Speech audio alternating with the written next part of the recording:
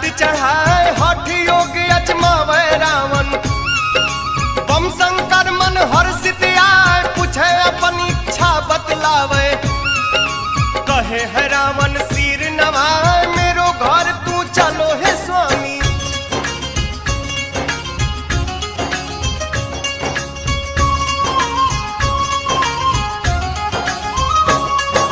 लंका में तू रहियो स्वामी मैं तो तेरी टहल बजाए। मालिक मेरो मन हर्षा दे बात समझ भोला मुस्काए। कहे कि एक ही शर्त है मेरी शिवलिंग भूमि पे नहीं छुआए। ध्यान रखो वह भक्ता मेरी मन हर्षित हो चले उठाए। उड़ा दशानन नभ मंडल में देवता में हलचल मच जाए। कठिन परीक्षा आन पड़ी है गगन मगन हो उड़ता जाए। लघु शंका की तलब लगी है।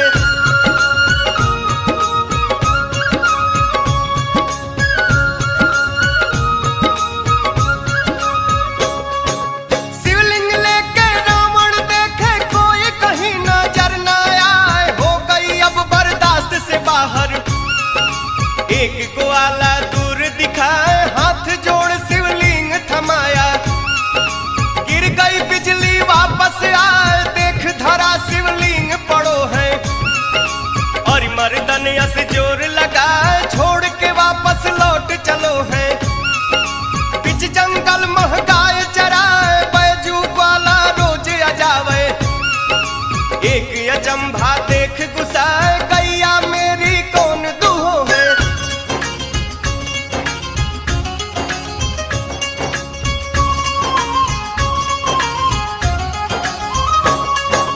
बैजू बात देख गुस्साया जा नजदीक करे प्रहार। लाठी चार मारूंगा रोजे उसने लिया नियम बना।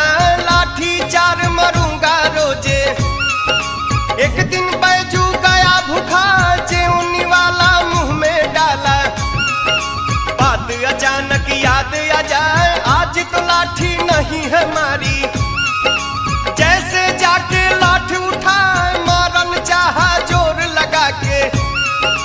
ऐसे प्रकट भोला हो जाए कहे खुश हुआ मैं भगता।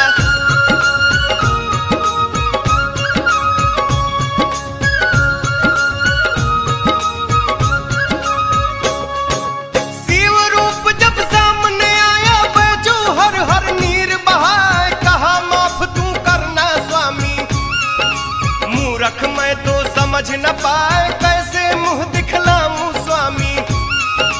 भोला उठ के गले लगाए बोले बैजू पहले तू है मेरे नाम से पहले नाम। आज से धाम पे तेरा आए। बैजनाथ ये धाम कहा देखे सुने जो भी आवे। जन्म मरण सब कुछ छूट जाए सुने कहानी बैजनाथ की। सनातन रिकॉर्डिंग स्टूडियो भेलवा बाजार।